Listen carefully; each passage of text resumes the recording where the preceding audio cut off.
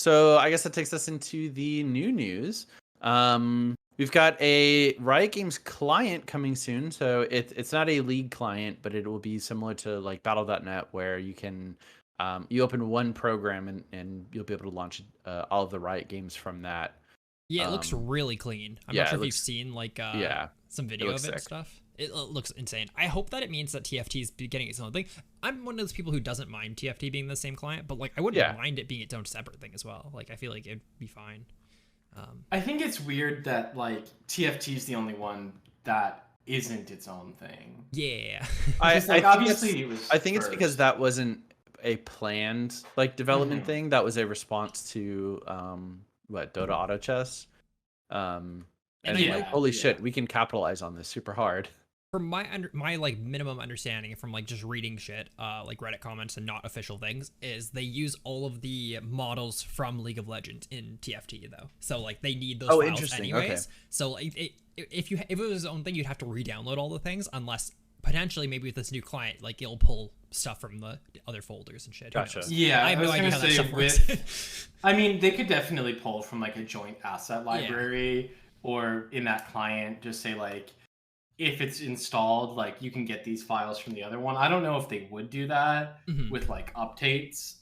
I don't know, but I mean, it makes sense. It would be nice to play them, like to have access to all of it through one client. Yeah.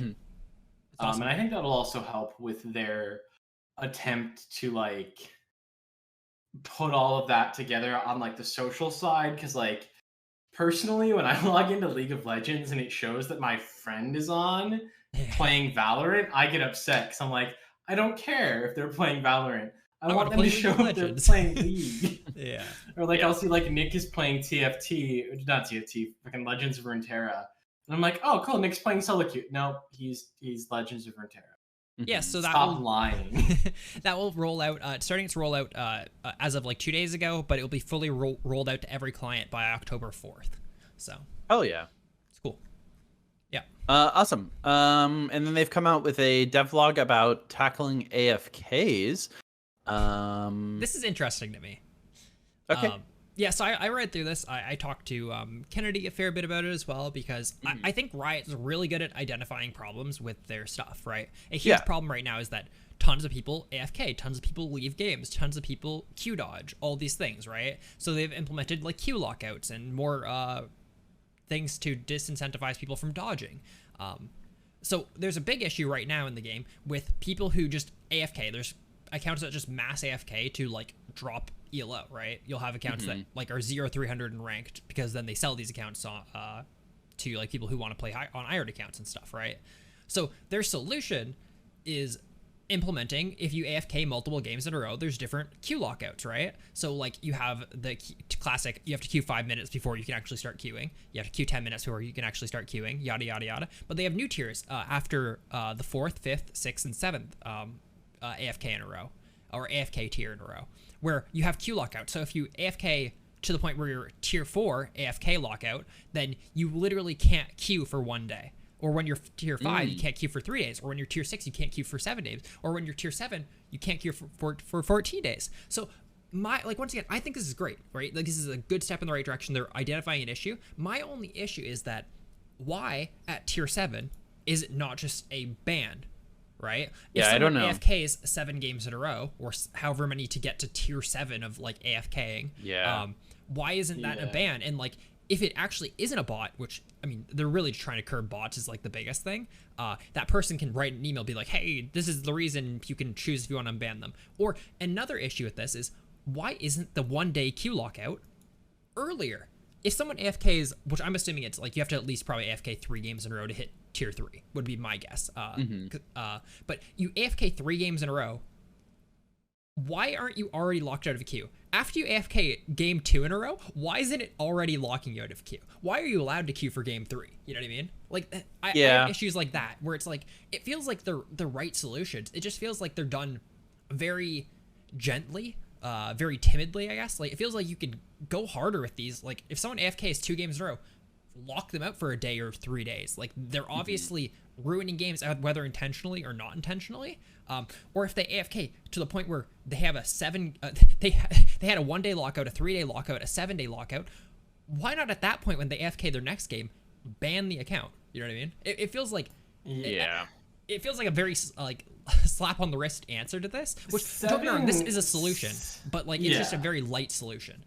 It's weird to me that there are 7 tiers of this, and I don't know if that means is each tier just 1 game. So like at tier 0 it means you've dodged 0 games. At tier 1 you've dodged 1 game. I believe so because you've AFK'd once in a game. From what my understanding, yes, because I know I've had a game where like I AFK'd whether like my power went out or whatever, and I came back and I had to queue 5 minutes for 5 games before I could actually queue, right? And I assume if I did it a second time, it would be the 10 minutes for 5 games or whatever.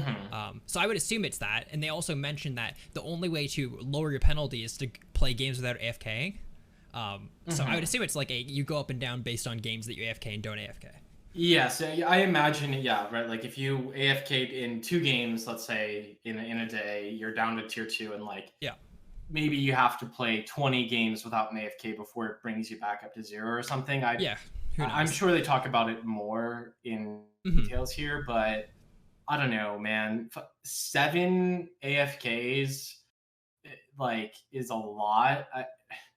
Like if you AFK once, I think first AFK having next to like very little penalty is fine, because it's a video game and real life shit happens. Like if I'm in a ranked game and I fucking get like my fire alarm goes out and the building is burning down, like I'm going to leave. I'm not going to finish the game. Yeah, for sure. But like if that's happening twice or 3 times, like then it's because you chose to leave, not because of external circumstances.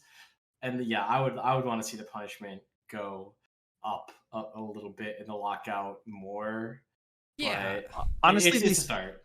These seem good for a like non-ranked mode, but I think the more severe penalties, like for what you guys are suggesting, should be implemented for ranked game modes. Yeah, a baseline queue lockout is a good solution. But I like these games are more serious than normal games. Punish them as such. Yeah, I think that there's also, and I mean it's a different issue, I guess. Like, but between that and the dodge penalty and people trying to avoid it, where like I maybe a week or 2 ago had somebody who hard trolled the game because they're like, yeah, I've already dodged 3 times. So I'd rather like just lose the LP and wait 15 minutes than dodge again. Yeah. And like so they played into it, and like they weren't technically AFK, but annoying all the same. And so I'm sure that obviously that there's gonna be some level of calibration on like what's AFK, how long, like and that's the different question. But I think again, overall, like Aiden said, like it's a good start. They've identified an issue and are working towards it. Yeah. And the only other thing that I think is worth talking about is at the end they talk about looking forward, like the changes that they're looking for in the future.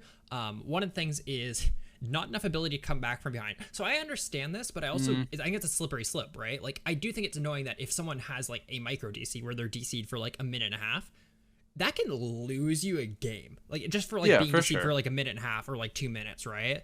Especially if it's like an important part in the game, or like if it's early in the game, especially like how do you come back if you come back to lane, your lane's up 3 levels on you. So I understand like looking for those solutions, but I also don't know how much I would want comeback mechanics, right? It feels good when I beat this person so they're behind, and it just feels like a comeback mechanic aimed at helping people who accidentally DC'd for a minute very much can shake up the balance of the game itself, right?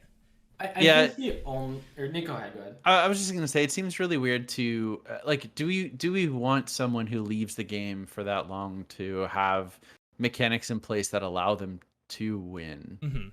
Like it feels bad saying like, oh, this game should be doomed because you accidentally like your cat knocked over your router and it caused you to disconnect for 2 minutes. Like I don't know. The flip side of that is there's 5 players who stayed connected and are trying their hardest to win. Like should they be punished via comeback mechanics? Yeah, and I think to me my answer to that question would be to not put anything gameplay wise in, like don't give them bonus gold or anything else to help them get back in. But like if it's really something that they're worried about and think it's a priority to like give those players a chance, then like allow each account to have like a banked pause time or like a minute of pause time where it's like, okay, if you disconnect, it's going to like put a timer on the screen saying like the game will pause in 5, 4, 3, 2, 1. Yeah. And then like, cool, you have a minute so that if your cat knocked over your router, you can come back in and maybe have only lost 30 seconds of game time. And I think potentially banking time could be a good way to do that system where it's like, okay, at max you might like delay the game for 3 minutes. Yeah. But if you're constantly DCing, like you're just too bad. Like yeah, I like that a lot. You're not gonna have that pool. I think that like an automatic pause system for DC is with like a minute timer or whatever is like fine. Like if as long as it doesn't get abused or whatever, I think it's like actually a really good solution to mitigate loss without implementing comeback mechanic. I like that a lot, Colton. Yeah, like obviously it would suck to have like a full minute pause in your game. Yeah, but I think that that's really the only way to give that player a chance to not automatically lose without screwing over the 5 players on the other team. Oh, yeah, sure. Dota has a system like this where I believe any single player can pause for any single reason. I don't know if there's a time limit for it, but I think it's limited so that you can't like pause, someone unpauses, and you pause again. I think there's like a limited number of pauses, or it puts yours on cooldown, or makes it so you can't pause back to back.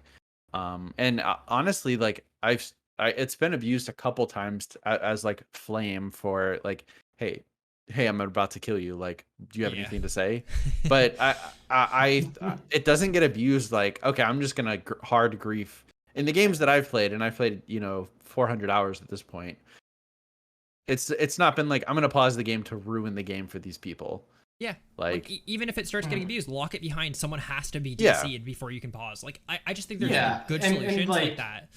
And also like, again, I don't think that Riot needs to go this far, but like you could make it to the point where it's if you were the person who DC'd and there was like a pause in the game, in the post game menu, like you have to like check a box or something that's like, I'm not AFKing on purpose. Like I know that this impacts other players. And then like at that point, you can punish that player more severely the next time it happens, because it's like, hey, we told you to stop doing this if you're doing it intentionally. Yeah. I think one other thing in the dev vlog before we move on to the next that I think is really important to note is that they're pointing out in this graphic that like the vast majority of players are obviously in tier 0, that they don't AFK, they don't leave games like that. Yeah. But then it goes like 5%, 2%, 9% in tier 3 plus. And obviously that's multiple tiers. It's not just tier 3, but like that point showing that there's a big gap between my cat knocked over my router, I was AFK one game, there was a family emergency, I had to leave. Yeah. And I left one game or maybe 2. Yeah.